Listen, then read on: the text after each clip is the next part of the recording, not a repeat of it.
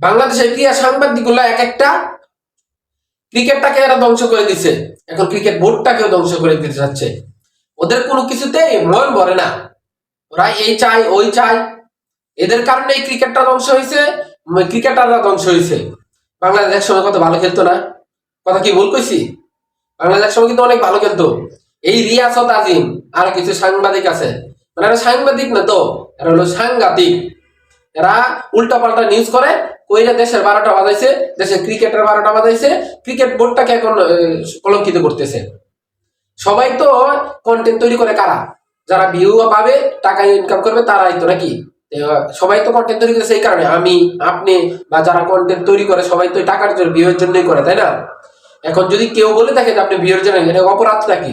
এটা কোনো অপরাধ আমি মনে করি না। ক্রীড়া সাংবাদিক গুলো যদি ভালো নয়, তাহলে বাংলাদেশে ক্রিকেট আর ভালো হবে না।